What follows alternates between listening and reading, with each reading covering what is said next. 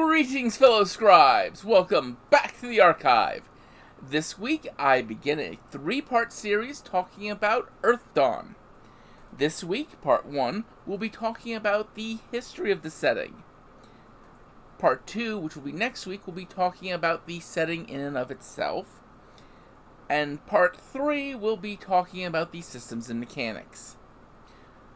Earthdawn was released in 1993 by FASA. In the early 2000s, when FASA folded, they kept the intellectual property rights for Earthdawn in their own holding company, licensing it out to a string of different companies to publish, while they sold off the rights to Shadowrun. Now, I mention this simply because, as I go into the history, you will hear some things that sound like they connect to Shadowrun. And this is because, early in the history of Earthdawn, Earthdawn was the past of Shadowrun. It was the 4th age, before the 5th age that we mundane people lived through. Before the 6th age, the 6th world of Shadowrun. But that's just something to know about,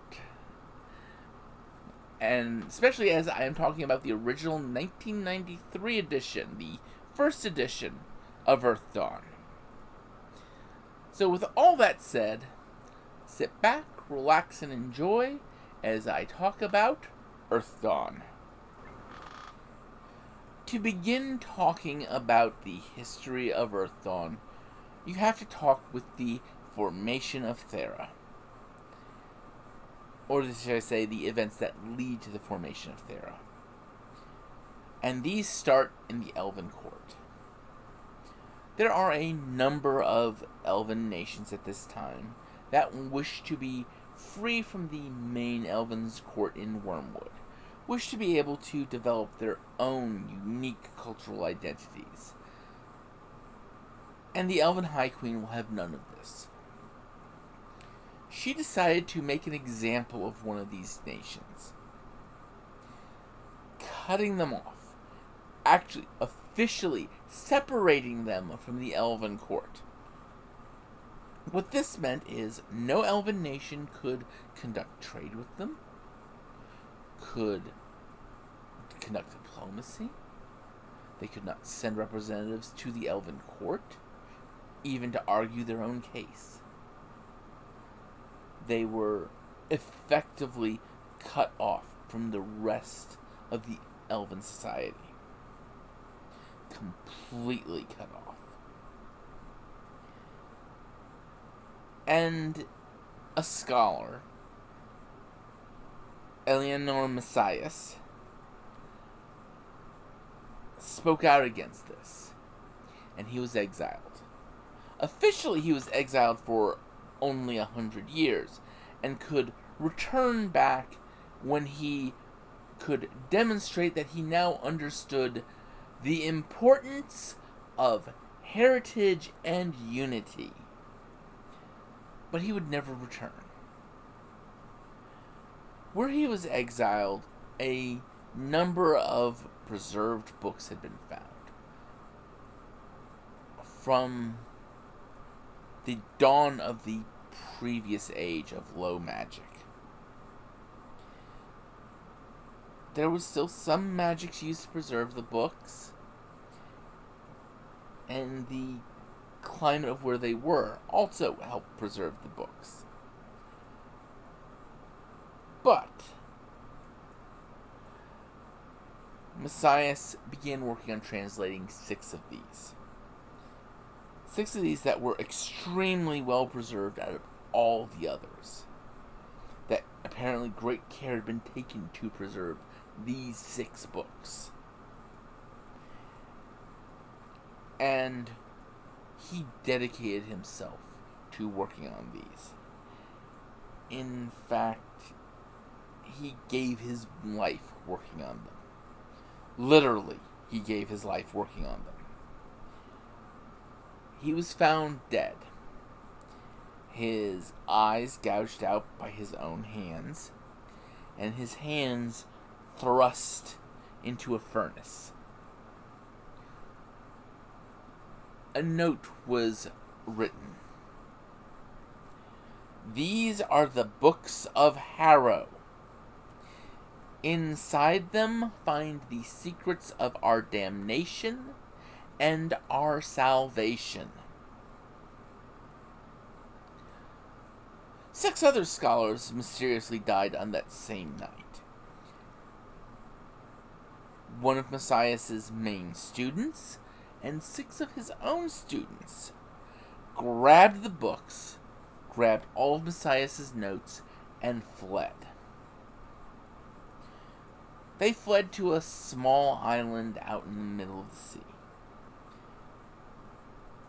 On this island, they started a center of learning,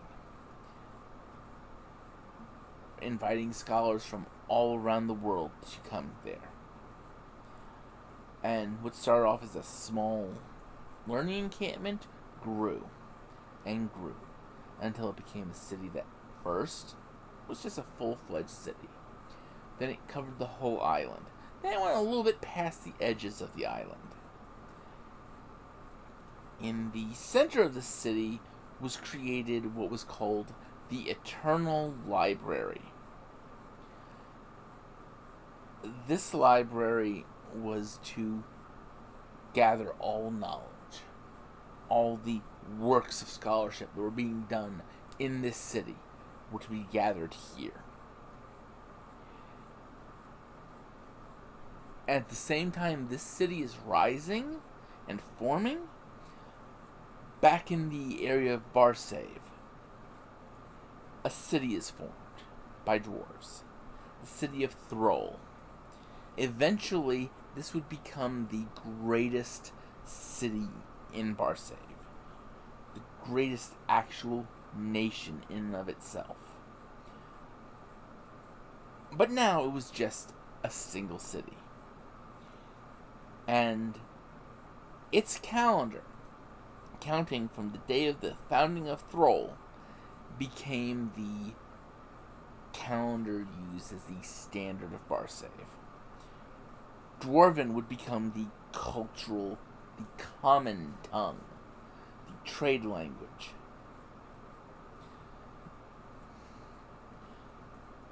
But more's going on as you go back to the growing city of Thera. A dwarven scholar has a breakthrough of understanding and translates the first book of Harrow.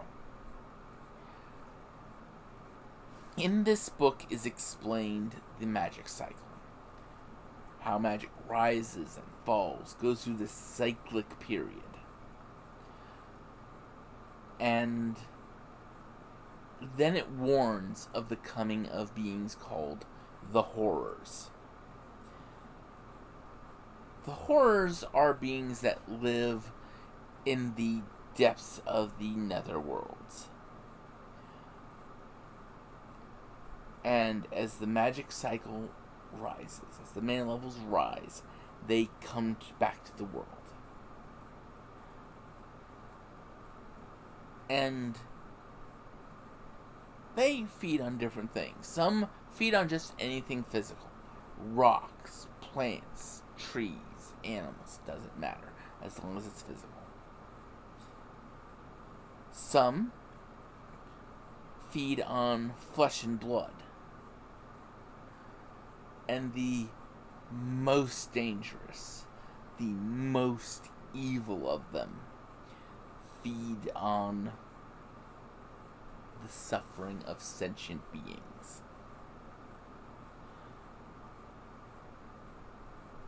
And those are the worst. Those are the last to come.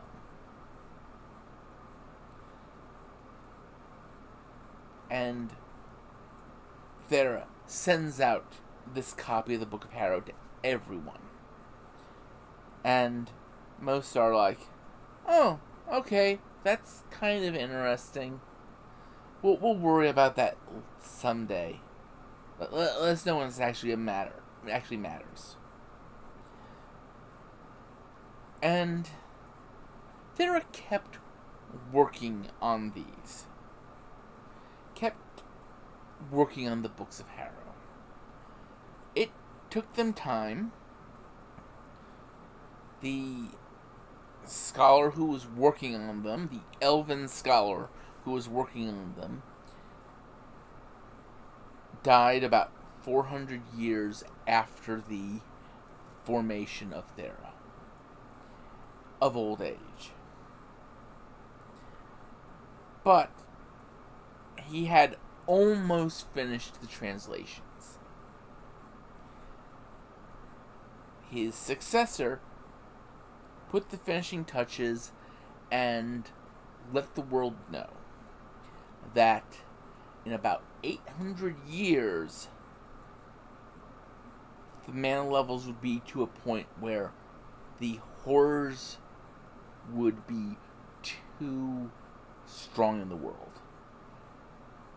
That it would be totally unsafe for people to be out in the world. And the rites of protection and passage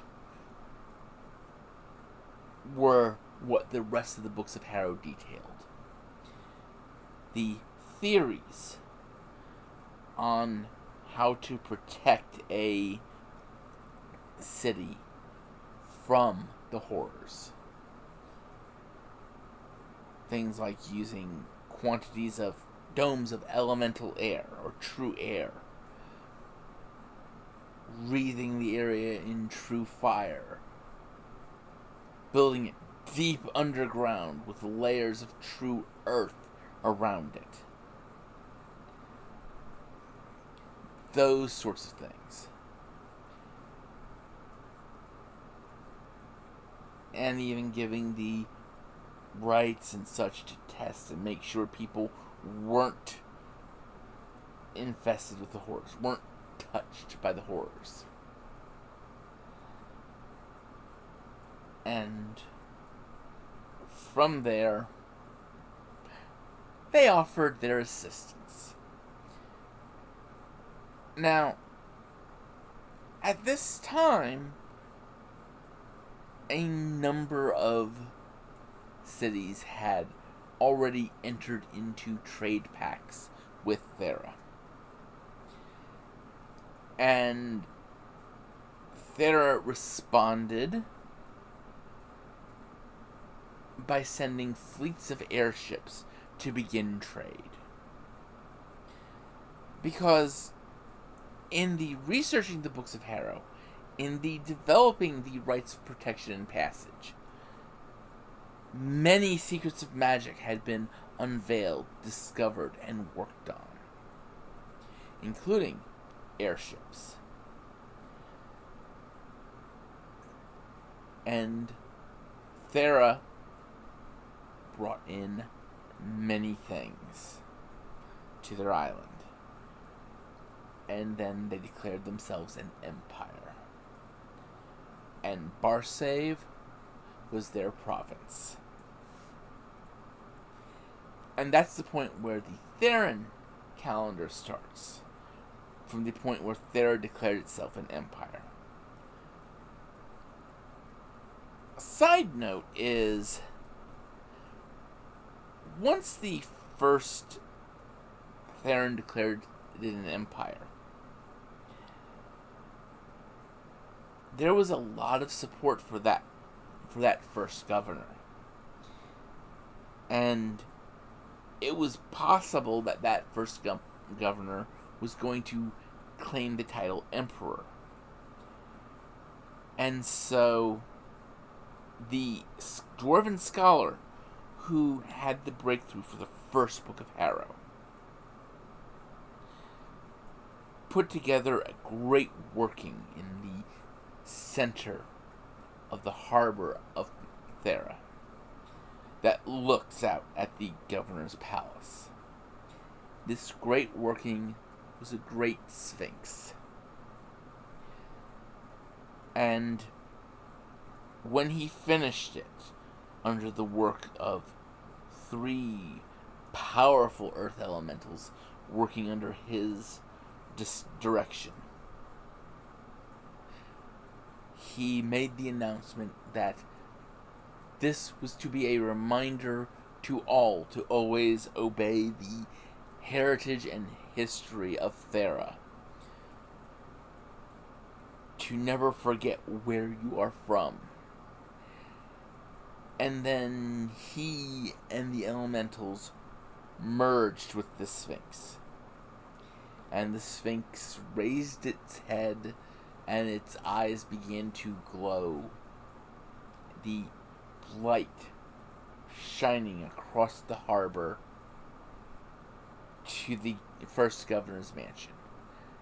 And from that point on, no Theran ever had ambitions to the title of of emperor. They all remained the first governor.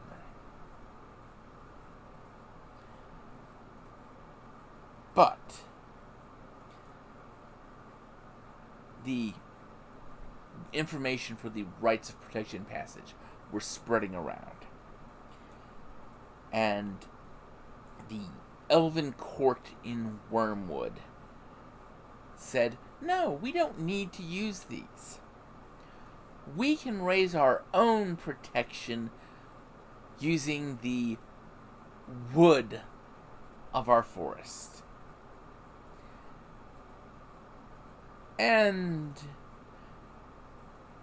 as time came, as things got closer, most of the elven nations went, yeah, we're not gonna die screaming Alachia, you do you.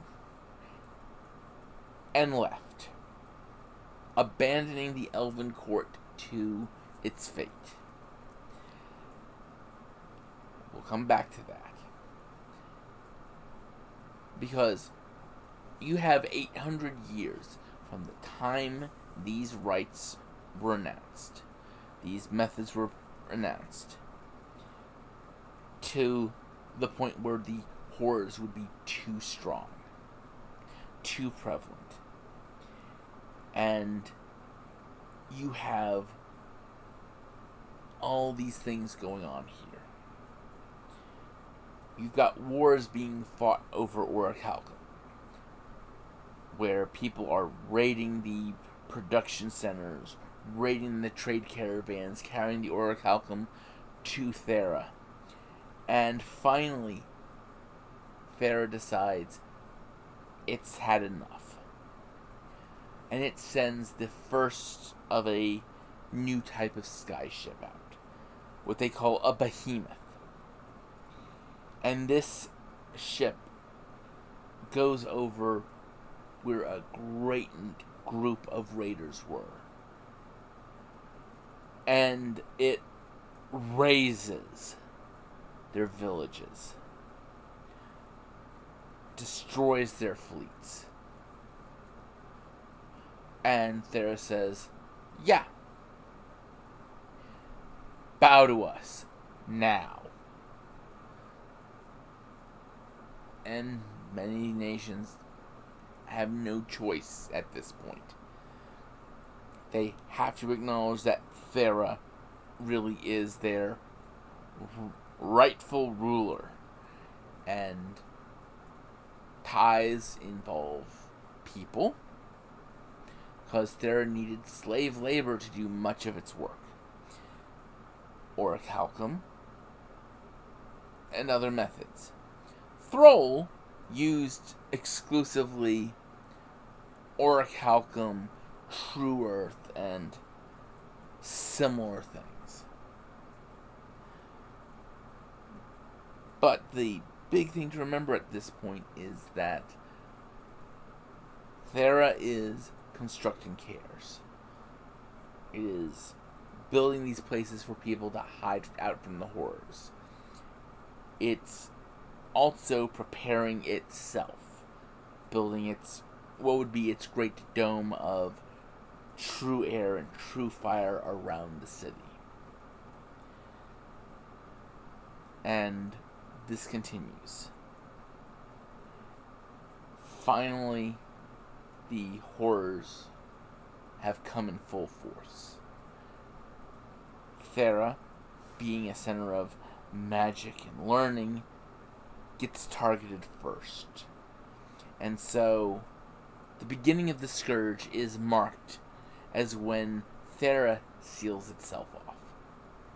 When it puts up the great dome of elemental air and elemental fire around the city. And its capital of Parlength and Thrall, the city of Thrall, keep themselves open for refugees until the last minute. Wormwood puts up its great wooden dome, woven from the brambles and trees of the forest of Wormwood. And the Scourge begins. Horrors get into some places. But an important thing to remember is the dwarves in the lead up to this were not sitting idle themselves.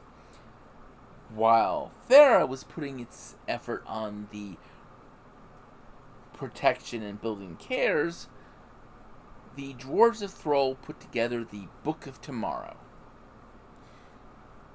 This detailed things like the ritual to watch for when the Scourge had ended. It included things like how to spot horrors, such as the importance of art and music and creative endeavors, because when someone is touched by the horrors, they can no longer do anything creative. And that's where things led there. They sent this out to all the cares that they knew about, just so that they had these methods. And the ritual to observe, the mana levels was simple. You had a ball of true earth over a bowl of true water. And gradually, the earth would float down into the water, and the two would neutralize each other. Well, something odd happened. The ball of true earth never came down into the true water. And it stayed like that for years and years and years. Instead of the steady decline it was supposed to be, it stopped moving completely 1 inch above the water. Eventually, Thrall started sending exploration parties out every year. And year after year, these parties would never return.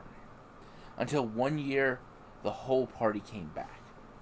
And they reported that, yes, the horrors were out there, but the strongest, the deadliest, the scariest of them were no longer around. It was, while not safe, it was safer to go out than it had been previously.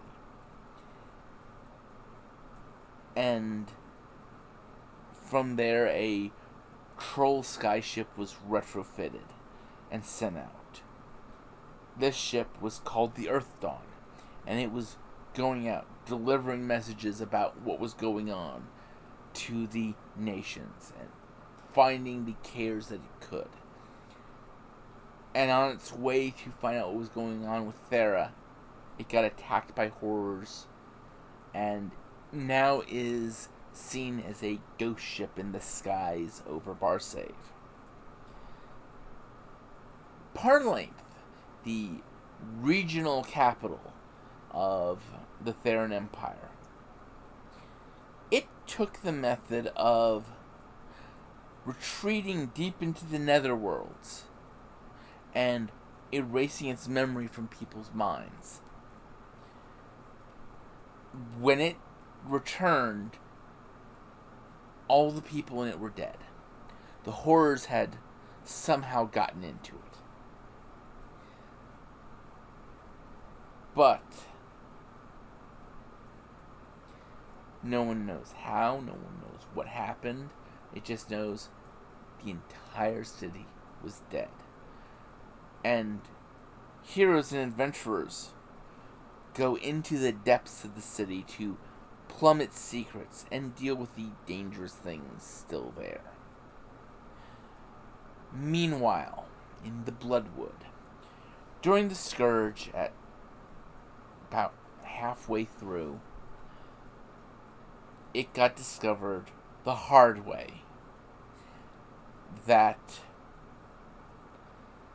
the wooden brambles were not stopping the horrors from getting through. They were starting to break through, enter. But something was discovered that those who were already in excruciating pain, or who were already mad, were ignored by the horrors that fed on madness and pain. Oh, they were still eaten by the ones who were more bestial, that fed on flesh and blood. But the worst horrors avoided those who were already in pain, and thus was hatched a plan. And as it reached the point where it was too great a risk to not do something, where they had to do something to save their people, the Ritual of Thorns was performed. This caused every elf in the Bloodwood to have thorns grow through their skin, leaving them in constant, agonizing pain. And the horrors realized, oh, there's nothing here for us to feast on. And they started leaving the Wormwood, which now became known as the Bloodwood, alone.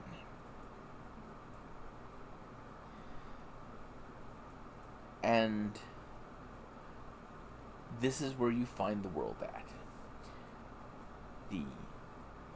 The worst of the Scourge is ended. People are going out into the world to reclaim it. And Thera has had a bloody nose put on it because effectively the nations of Barsaive united for one moment to stop the Theran destruction of Thrall from happening. Because Thrall put out a concept that slavery was bad.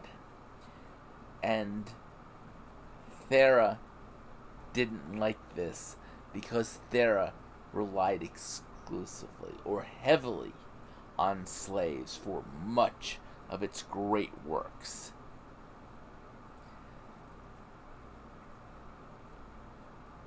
And that is truly where we are now. People are coming out of the cares. They're exploring. They're trying to retake the world, rebuild cities. And I'll be talking about the setting, the current era setting, next week. So until then, I would like you all to remember to have fun and keep gaming.